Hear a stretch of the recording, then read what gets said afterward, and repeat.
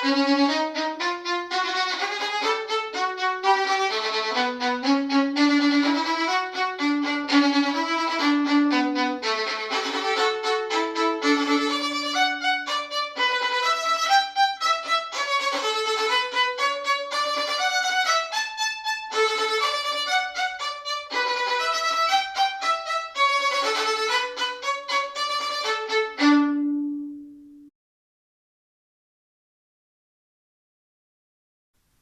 and welcome to number 8 of Sevcik's forte variations.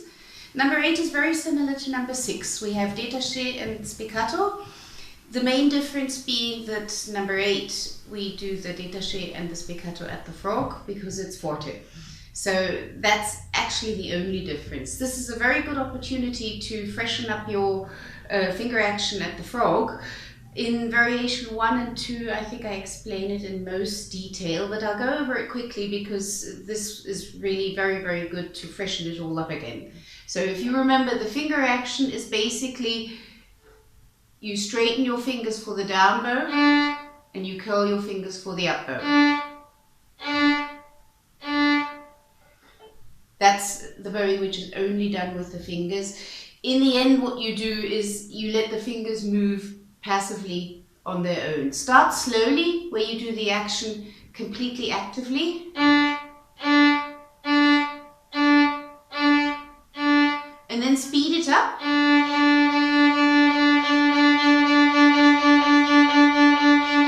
It's the same movement, excepting you're not doing it actively anymore. You're letting your fingers react. When you can do that, wander towards the frog by using a little more bow for the up bow than you use for the down bow.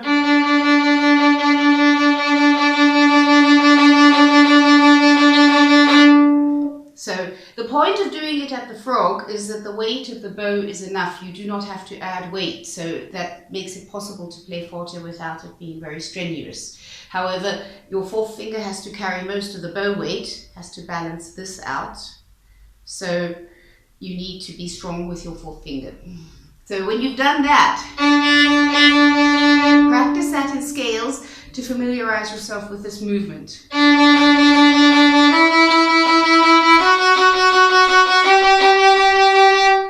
Basically, it's all finger action. And when you then get to doing the spiccato, the movement is the same. However, you don't do your bow changes on the string, but you do your bow changes off the string. The movement is exactly the same. You curl your fingers for the up bow and you straighten them for the down bow.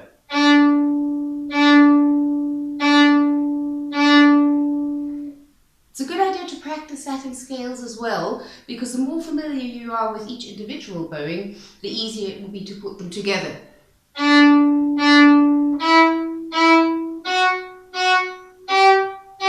So practice that in scales, and when you feel comfortable with it, you can start putting it together.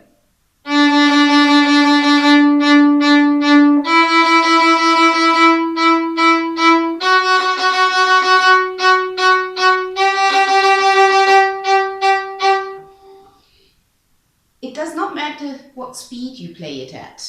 Of course, you want to be able to do it in tempo, but if you practice it slowly and the first time you're doing this variation you don't get up to speed, don't worry about it, because practicing these movements, even at a slow speed, are very, very good for your bow technique. So even if you go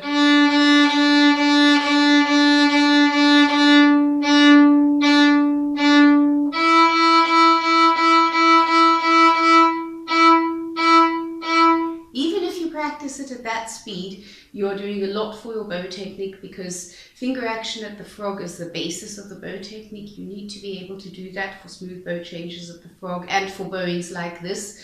Plus, you will get used to balancing out the bow with your fourth finger. That's very important. So take time to practice this. Don't worry about getting it up to speed too soon. Rather make sure that you are comfortable with it and that you know exactly what you're doing.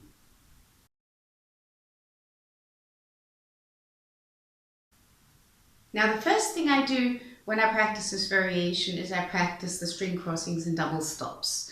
That's necessary because you want a stable hand position and you want a good intonation. You want your left hand to know exactly what it's doing, and you also want your bow to know exactly where the other string is, which you will teach it by doing the string crossings and double stops. I think I recommend that for just about every variation, but it's so important. I can't begin to tell you how important it is to practice string crossings and double stops.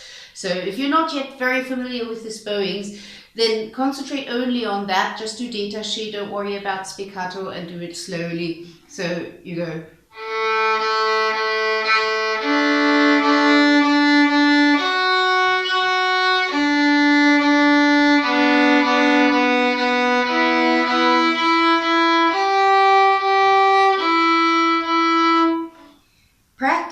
Practice the whole variation like that, and you will feel much more comfortable with your left hand, and that will enable you to be able to concentrate completely on what your right hand is doing. The next step is to practice the bowing of the right hand very slowly, right at the frog, concentrating on the correct finger action and also making sure that you lift the bow in the correct place. In this variation, just like in variation 6, you lift the bow after the first spiccato note, not before. The change from detachet to spiccato is on the string. That means in this case, you lift the bow after the first F sharp and keep going that way.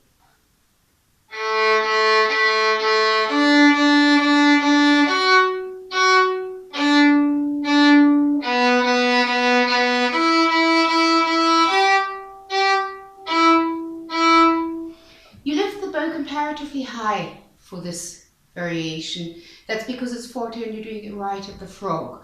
So the point of doing it right at the frog is because the bow's own weight is enough, you do not need to add weight.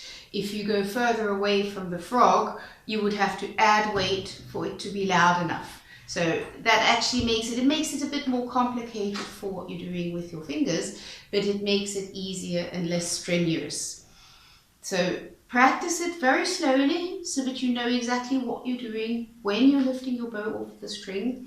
And when you speed it up very gradually. Do not go above the speed that you feel comfortable with, regardless of what it is. This is very, very healthy for your bow technique, even if you do it at a very slow speed.